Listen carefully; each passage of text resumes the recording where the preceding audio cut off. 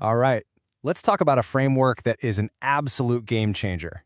If you're a leader who's trying to get your team to stop just shipping features and start actually driving business outcomes, this one's for you. We're going to dive into something called the opportunity solution tree. But before we get into that, quick question for you. Does this sound familiar? Your team is always busy, right? They're constantly churning out features, just shipping, shipping, shipping. But when you look at the big picture, you're not really moving the needle on the things that matter. If you're nodding your head right now, well, you might be stuck in what's called the build trap. So what is this build trap? It's basically when your team turns into a feature factory. The whole game becomes about outputs, just shipping the next thing on the roadmap. And you totally lose sight of the outcomes, which is the actual measurable value you're supposed to be creating for your customers and, for the business. And let me tell you, that is a one-way ticket to a bloated product and a totally burnt out team. Okay, so let's dig into this a little deeper. What does the build trap actually look and feel like when you're in the trenches?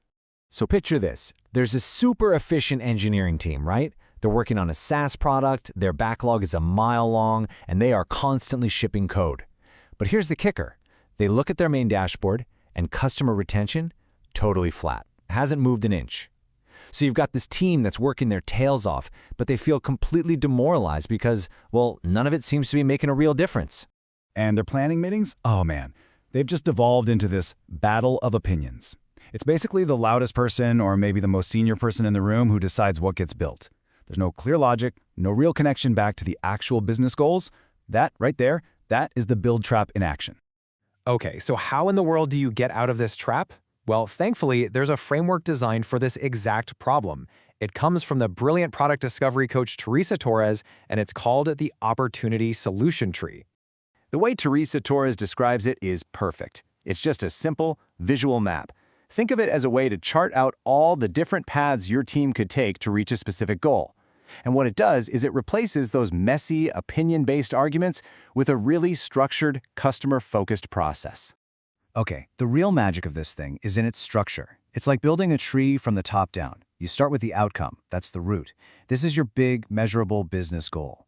Then you branch out into opportunities. These are the customer needs or pain points you've identified. Only then do you get down to the twigs, which are the solutions, the features, the ideas. And this is so important. At the very end, you have the leaves. Those are your assumption tests. These are the quick, cheap experiments you run to make sure your ideas are any good before you sink a ton of time and money into building them. So here's the most critical part, the thing you have to get right. This framework forces a hard stop between the problem space and the solution space. It makes you spend real time deeply understanding your customers' needs, those opportunities, before anyone is even allowed to bring up a feature or a solution. It's all about exploring a bunch of different paths, not just falling in love with the very first idea that pops into someone's head. All right, so that's the theory. But what does this actually look like in practice? How do you, as a leader, actually implement this with your team? Let's jump back to that story of the struggling team. A new product leader joins them. She walks into a meeting, and they're right in the middle of another argument about which feature to build next. She goes straight to the whiteboard and asks one completely different question. What is the single most important outcome we need to drive this quarter? And just like that, the entire energy in the room shifts. The conversation flips from arguing about tactical features to focusing on the big strategic goal, reducing customer churn. And then she introduces a super simple but really powerful rule. Once the team has an opportunity they want to tackle, let's say it's a confusing onboarding process, she makes them generate at least 3 different solutions for it. Why 3? Because it forces them to compare and contrast.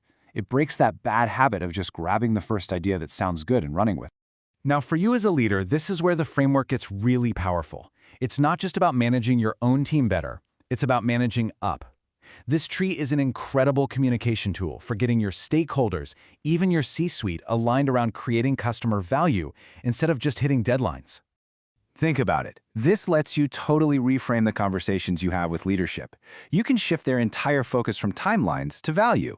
So instead of them asking, when will it be done? The conversation becomes, what customer opportunities are you exploring to drive our outcome? You're elevating the entire discussion from just execution to real strategy. So imagine this, your next big executive review. Instead of pulling up a boring feature roadmap, you put your opportunity solution tree on the screen. You get to walk them through the outcome you're chasing, the real customer problems you've uncovered, and the clever solutions you're testing out.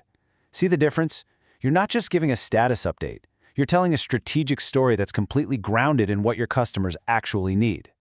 Okay, so how do you get started? What's one thing you can do, like this week? Let's talk about your Monday morning action plan. Honestly, it's so simple.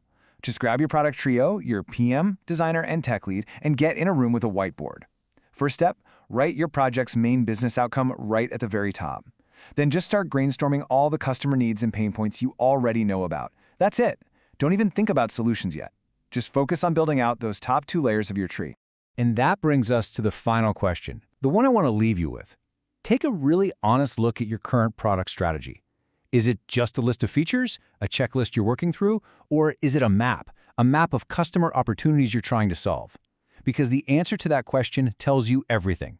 It'll tell you if you're stuck in the build trap or if you're on your way to building a real problem-solving engine.